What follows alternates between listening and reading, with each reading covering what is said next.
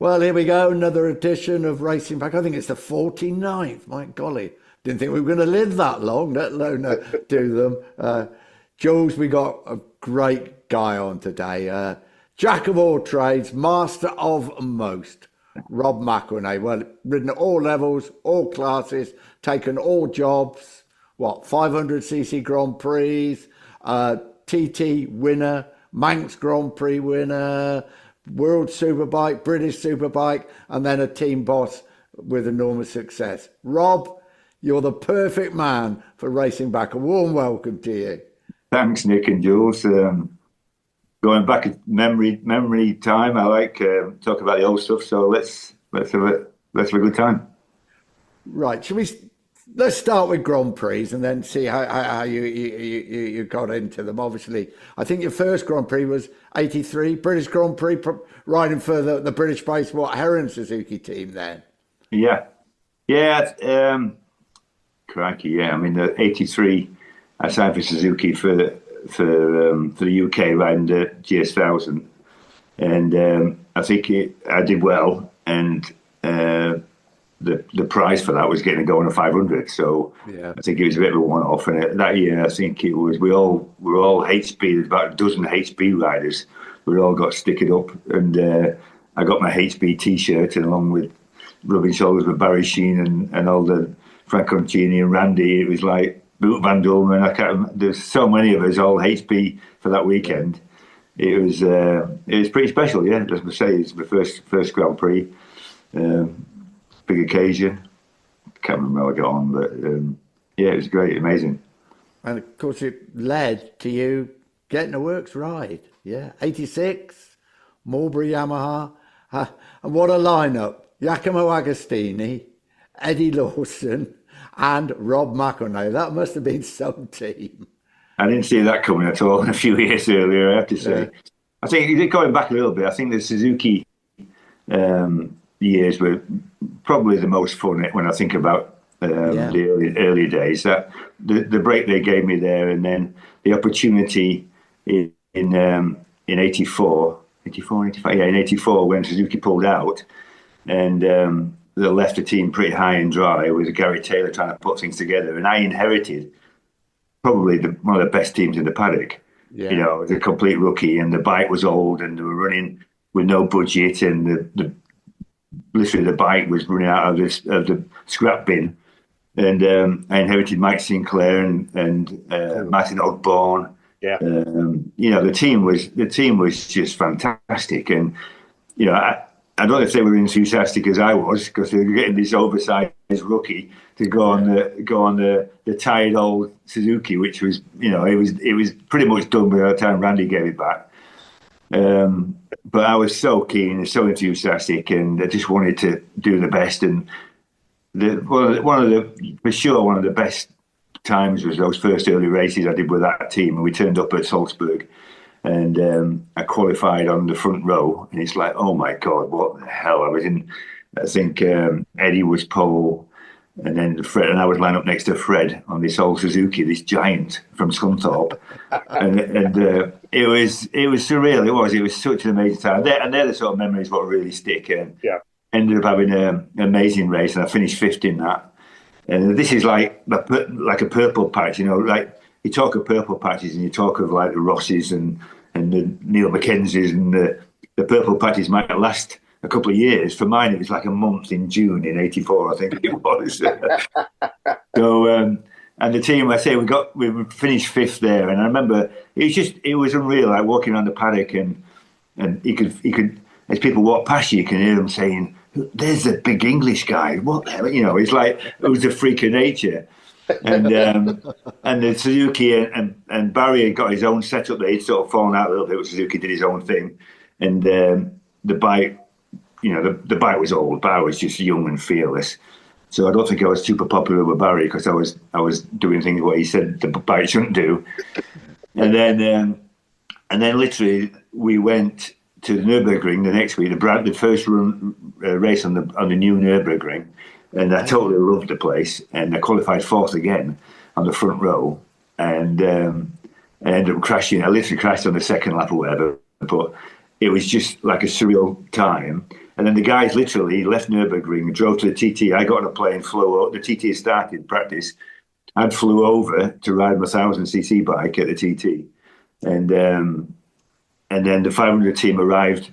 They arrived midweek for the practice, and I ended up winning both. I won the senior on the 500. Then that team packed up and went back to Paul Ricard, and I finished off winning the classic that day. So it was just like that. Literally, those 3 weeks of my life, I could, like, of all my racing career, if I just put it down to those 3 or 4 weeks, that'll do me, you know. And even then, Rob, mixing up roads and Grand Prix like that, I mean, that just, you know, I know 50 years ago and more, and that happened, but you must have been about the last man to have been an ace on both simultaneously. Yeah, I think I was the last one to do something like that at that level, where I was like on the front row of the GPs and then going off and up the roads. And I don't know, I don't want to seem arrogant, but honestly, the TT was such a doddle once when I was riding at that level. You know, like I was riding. I was qualifying on the front row with Freddie and Eddie and those guys. So my level was super high. And then when I went to the TT, you could literally, I know it sounds bad, but you could actually just back off, and I was still at a fast enough level to be fast enough. I never really took any crazy risks at the TT, I thought, and I totally loved it. And I think somewhere like that where you're big, it doesn't really make a lot of difference. And I'm flowing, and I totally enjoyed it. That it came really easy. So and then I just loved. And to be fair, everything about that year with that bike was way down on the horsepower, but you could ride the absolute wheels off it. So again, like you could take liberties, and it just brought you riding on so much that.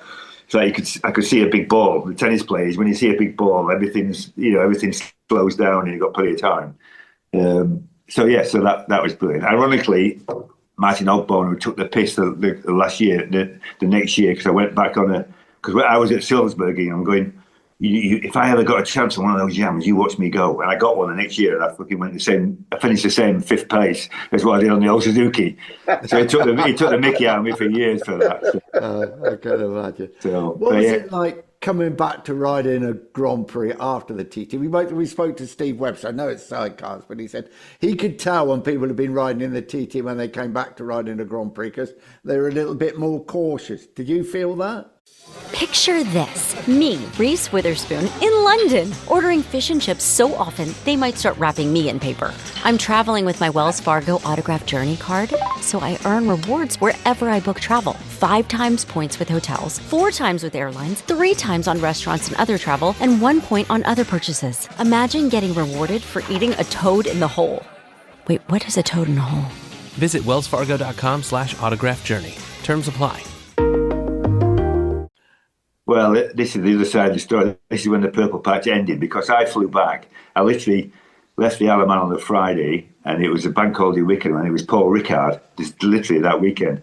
So I flew in on the Friday and lost all my leathers on the way, and managed to blag what I could to get on track. And then Boot van Dulman, literally the second practice, Boot van Dulman crashed in front of me at the very first chicane, about 140 miles an hour. I went off. I had a choice between Boot or the bike, and I ended up riding over his bike.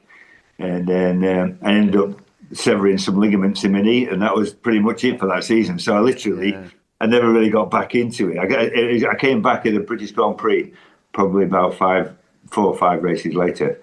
So from that purple patch, everything totally flowing to something, turning its tits up, through no fault of your own, really. But, that was racing. So I never really got to go again after the TT. I finished the season quite strong, but then I think it was the Skull Bandit year was the 85 year, which got me noticed by Aggo. But that year, I say it was such good fun, because I did a Northwest 200 as well. I totally loved all that. I had a fantastic race with Joey. I mean, this is another thing. I was racing at the very top level, qualifying on the front row, and I turn up at the Northwest thinking this was going to be a doddle, and I got some Irish old boy, like honestly, putting me right through it. Like Joey, what an absolute legend. The guy. I'm there, super fit, training every day, racing around Europe with Freddie Spencer. And I turned to Northwest, and Joey's kicking my ass. It's like, what the hell? So all on his own. It brings you back to life. I had a brilliant battle with him, but literally, I did have a chance of winning both races. The bike broke down both races when I was leading, and the second time I am pushing it back, and I got so much abuse from the Joey fans. It was so funny. It was so funny, and they were quite vocal. Like I was there. Yeah. So, but wow, you 1 week Freddie, Eddie, and all those. The next week, probably, well, without a doubt, the greatest road racer that's ever been. But somehow you were able to combine the two. I think that's amazing, Rob. Yeah, well, I think, and I did enjoy it. I think it's not that you was like, dreading it or something I had to do contractually or whatever. It was just something I made happen. The TT was part of the contract, but the Northwest was something what I organised and I wanted to do it. And just racing with Joey. Me and Joey just took off and we had a really good battle. He was on an RVF and I was on my Suzuki. And honestly, he was whipping the stickers off my bike as he come past me into the Metropole. That thing was such a missile. Yeah. We had such a good race. And it was like, I think it was an extra 500 quid for a lap to lead every lap. And I just managed to do him at the last chicane every lap and just get the extra 500 quid. So then it broke down at the end of the race anyway, so I didn't get to win. But mega time. I think I'd say that 84 year was the breakthrough year, and it was such a fun year. And there's such a small little team, and they had no budget. I was literally cheap. So that worked out well for Gary. And I said that I'd make all the sandwiches all year. So I was doing all the catering for everybody as well. So it was a good crack. And it makes you wonder, because all of a sudden, in the Grand Prix paddock, people are noting the TT. Obviously, television has done this, and the Pedro Acostas of this world want to talk about the TT. And if they're, Peter Hickman was in the paddock and was being sort of interviewed, by half a dozen young Spanish riders. I wonder if we'll see somebody maybe try it again. I mean, I can't see it, but I like to. No, I think they like to see it from a distance and realise and when they actually go and see it, it's like, those boys have grown up somewhere different. And then when I went back to the paddock, I was seen as a bit of a nut job, really. Half the time, what the hell are you thinking about, Rob? So it's got so much respect, and the guys love the riders and they follow the riders. But I think it's a completely different world for them. Yeah, I mean, John Brown told me when I started in the early 80s, and he was lecturing me on what to do, what not to do, and he said road and Grand Prix, two different sports. And that was a long time ago. Yeah. Difficult to disagree. No, I say you walk around that paddock and they're living out their own world, and it's they're living on the edge every weekend. But it's and then they look at other things like that, and it's a different world completely. Did you earn more money racing on the roads? Because at one time people went to the TT and to the Northwest and others to supplement their income because they really didn't earn a lot Grand Prix racing. Yeah, well, the TT was contracted with Suzuki, so the prize money, I think I won about 10 or 12 grand when I won the Classic or something like that, which was all right in the 80s. But the big money, the big start money years of the 70s and stuff weren't around. And the Northwest was, I think they earn decent money now, but I got a decent start money deal to bring the team over. So it was a budget what I put together to them, and they went for it. So I paid for the team to go out of a full package we got. So I wanted to go and make it happen, but I think the days were gone of that being a big earner. Yes. I think the old when Sheen and the boys were around getting 60, 70 grand to go to Scarborough. I think that them days are gone. Yeah. So then there was a Skull Bandit year, wasn't it? What was 1 year with Skull Bandit? Suzuki? Again, we ended up building the honeycomb chassis and the carbon chassis with the Super Guide. Yes, that's right. Yeah. Again, that was brilliant. Again, tiny little team, no real budget. The Skull Bandit came in and saved us again for another year. I can't believe Mike Sinclair and them guys wanted to keep doing it. I mean, we did have a good year, and they enjoyed working with me, but it was all a little bit from where they were with Randy for so many years and the full factory Suzuki to now they're still sort of cobbling stuff together, trying to make it happen. Fair play to them. They still did a great job. But again, it was another year of the bike getting slower or not faster, and everybody else is getting faster. They were making the chassis better, so you could ride it a bit harder, but it was pretty hard. And I think that year it really did show the Suzuki was just about done. Yeah. And again, I had some decent results and put what did we? Yeah, I qualified not too bad and did a few results enough to get a little bit of some interest anyway, if you like. So it was another year. It wasn't as good as '84 as far as the fun factor because it all got a bit more serious. So we put the Northwest in the middle of the season again, so that was quite good fun.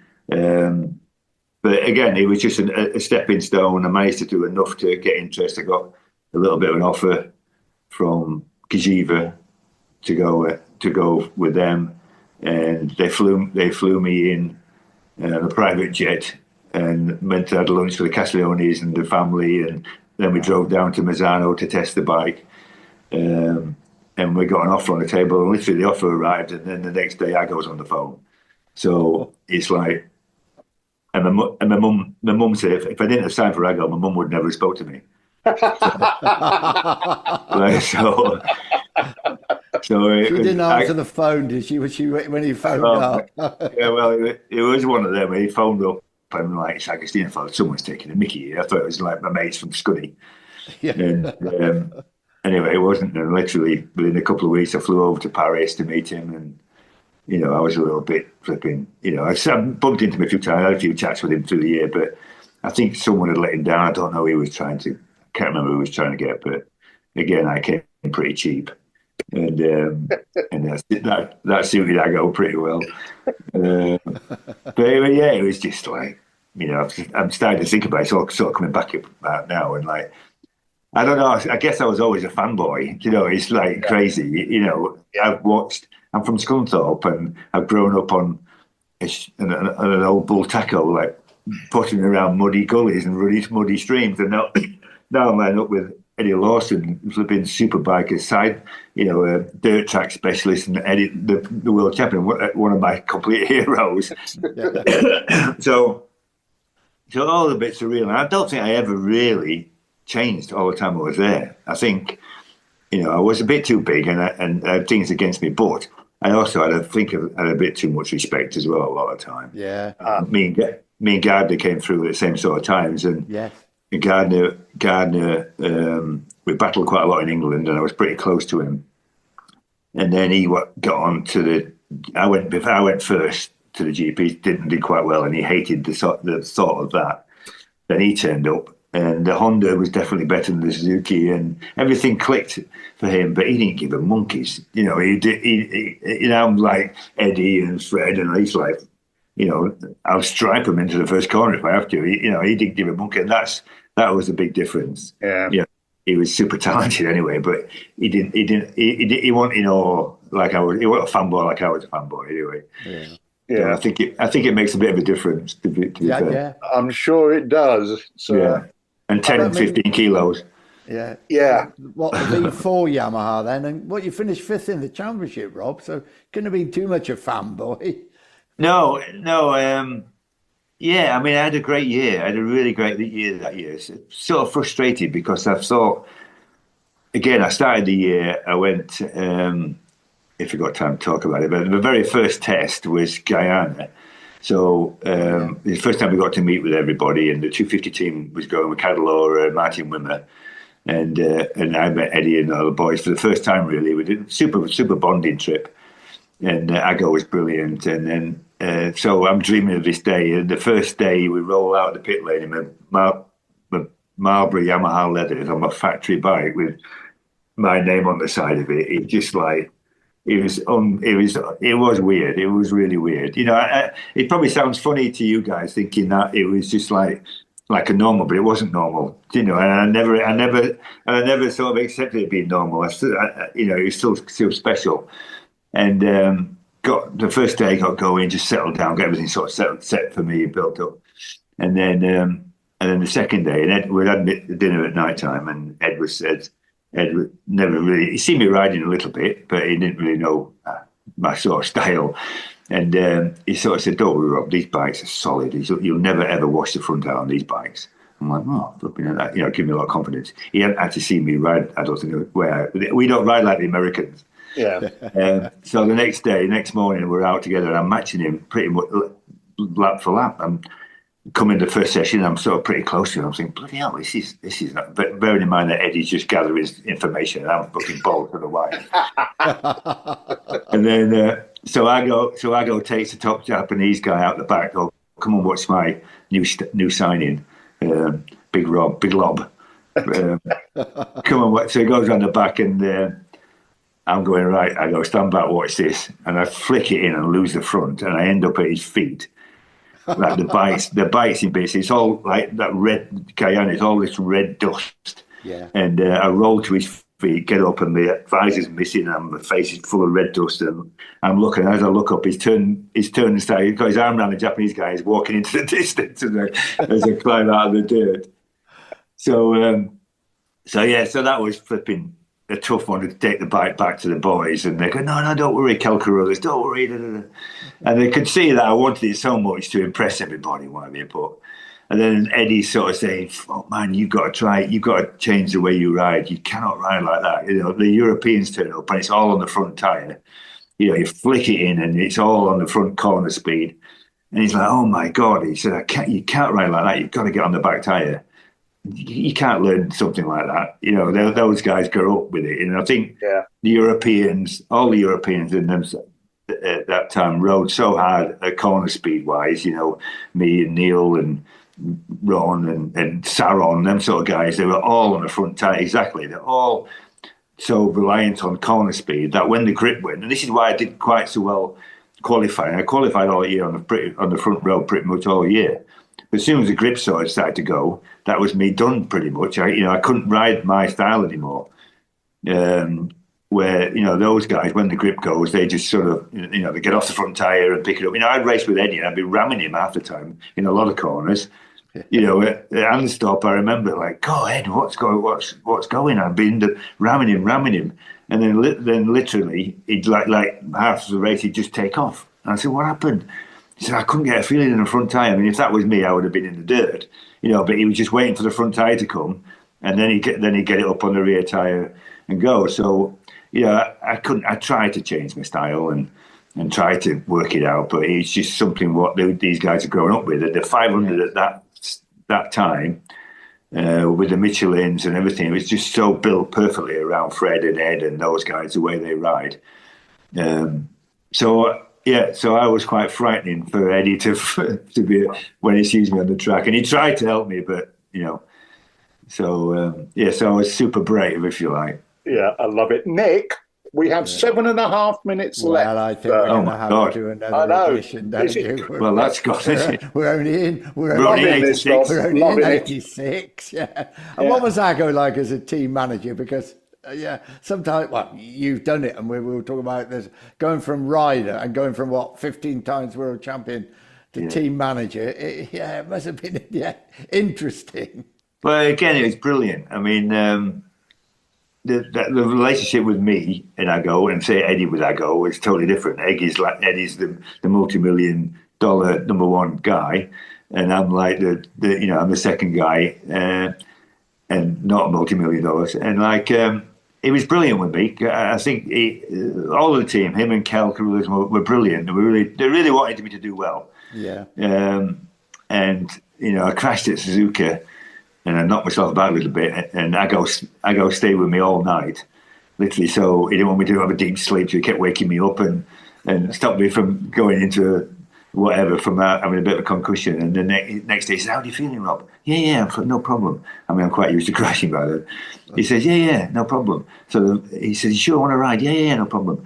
And like the next session, I felt totally fine. I thought, I'm just going to go and blitz this. I go, oh, go. And I went out and did like a fast lap that I've ever done.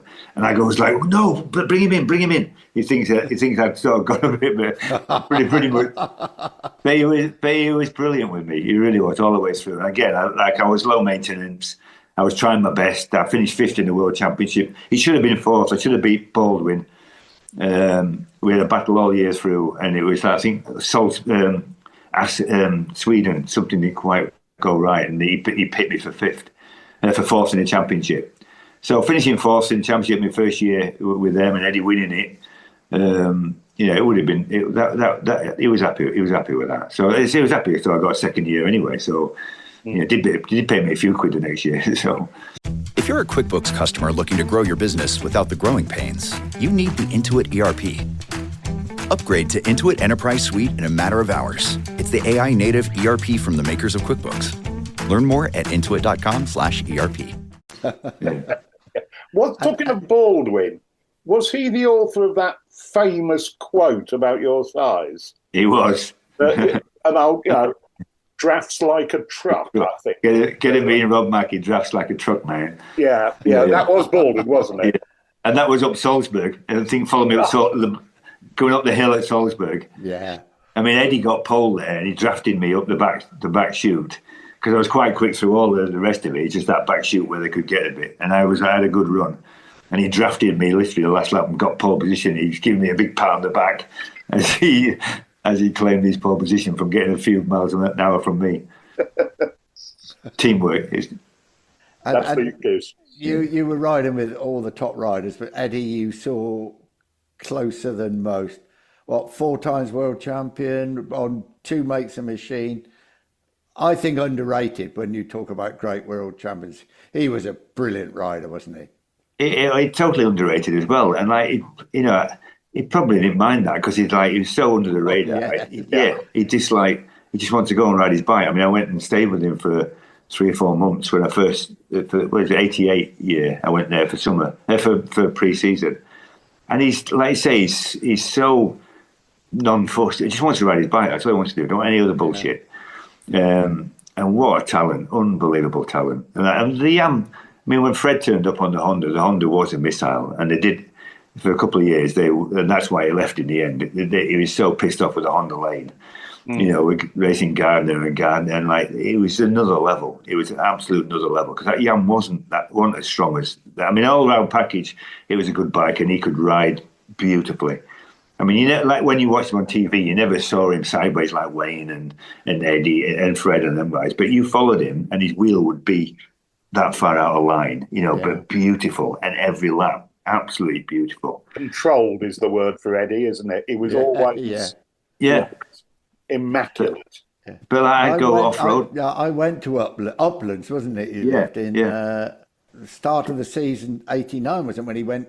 In secret, I went when he transferred from Yamaha to Honda to do some stuff with him. And so laid back. And we went out with his mates. I'll never forget, for a beer. And they said, "What does Eddie actually do?" Yeah. Race motorbike. He hadn't told them. He was then, I think, 3 times world champion and, one of the greatest motorcyclists.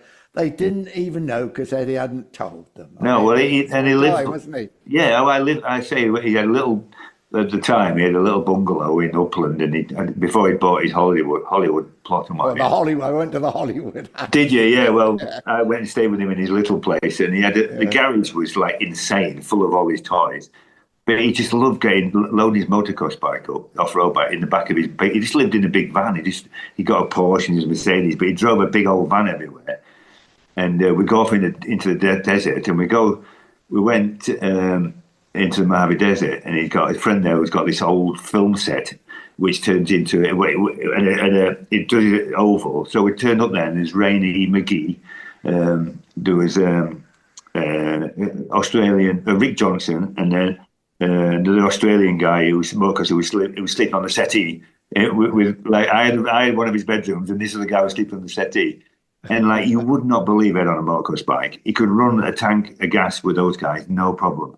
Yeah. Do you know what I mean? He wouldn't take on the crazy jumps, but everything else and the dirt track, and he was just another level. He was just, and here I am, a bloke from Scunthorpe, trying to hang on to him. But it was amazing experiences. Right.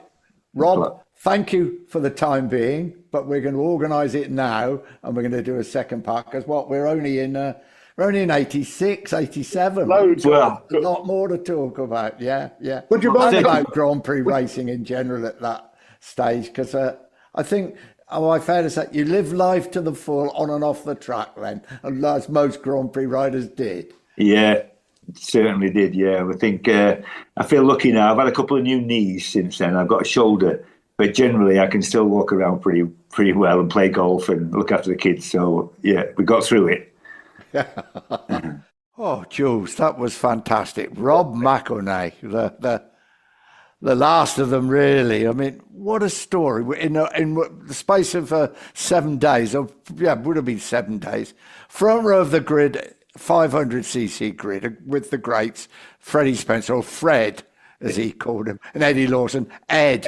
As he called them. Then to the Isle of Man and winning the TT. I mean, you can't do a lot better than that, can you? And the concept of anybody doing that now on such vastly different machinery, is, and we forget. I think because Rob Mac has not been in the paddock for a while and is not a visitor to the paddock, we forget about him, and it's